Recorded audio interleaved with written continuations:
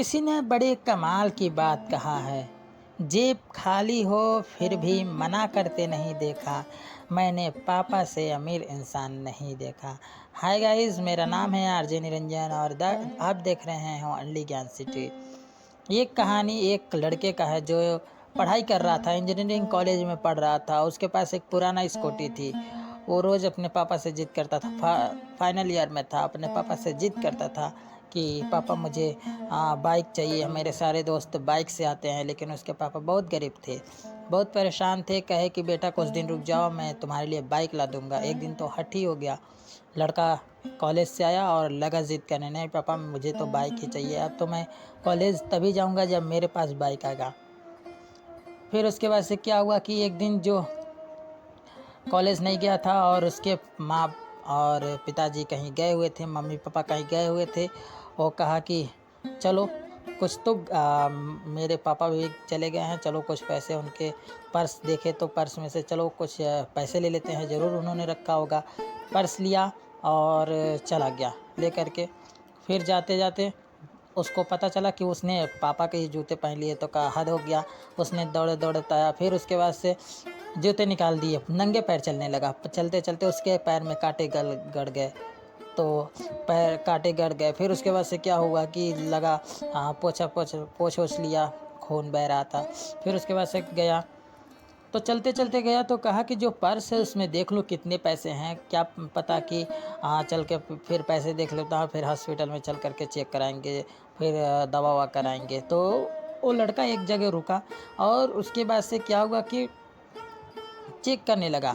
Purse में पहला निकाला तो देखा कि 100 के नोट पड़ी थी। कहा हद है, पापा क्या करते हैं कि 100 के नोट एक बस रखी हुई है, क्या चल रहा है जीवन में, उनके ज़िंदगी में कुछ नहीं चल रहा है। फिर उसके बाद से देखा तो एक कागज़ मिला जो कि बिजली का बकाया था, बिजली का बिल था जो कि बहुत सालों से भरा ही नहीं गया था। फिर उसके बाद से कई कागज़ निकाले, कई कागजात थे, कर्जे के कागजात थे और उसके बाद से कुछ घर वगैरह के खेती बाड़ी के कागजात थे। ऐसे निकालते निकालते गया तो उसे एक अब अखबार का पुराना दस्तावेज़ मिला। उसमें लिखा था, एक एडवर्टीज़मेंट मिला, एडवर्टाइजमेंट। तो उसमें लिखा था कि पुराना स्कूटी बेचकर नया बाइक ले जाइए। इस लड़के ने जब पढ़ा तो उसके होश उड़ गए। वो समझ गया कि हमारे पापा ने पुराने स्कूटी को बेच करके नई बाइक मेरे लिए खरीदने गए हैं। और जैसे उसने पढ़ा वैसे लगा दौड़ने, नंगे पाँव दौड़ने लगा। कांटे गड़े थे लेकिन उसके बाद से खून बह रहा था, दौड़ने लगा। दौड़ते दौड़ते घर गया, फिर उस जो अखबार में जो एडवर्टीज़मेंट था उसका एड्रेस देखा और उस पते पर गया तो देखा कि मम्मी पापा वहीं पे खड़े थे और उसके बाद से वो पुराने स्कूटी को बेच रहे थे। जा कर के पापा के पैर पकड़ लिया, हाथ जोड़ लिया कि नहीं पापा, मुझे नहीं चाहिए बाइक, मेरी स्कूटी ही है, मैं इसी से जाऊंगा। तो गाइज़ ये उसने उसके बाद से स्कूटी घर पर लाए और उससे वही जाने लगा। तो गाइज़ ये था आज का कहानी। और इसलिए इस कहानी से हमें यही सीख मिलती है कि पहले किसी भी अपने परिजन की समझ लेना चाहिए, परिजन को समझ लेना चाहिए कि किस स्थिति में वो चल रहे हैं। उसके बावजूद ही उस सिचुएशन के देख करके ही अपना डिसीजन लेना चाहिए।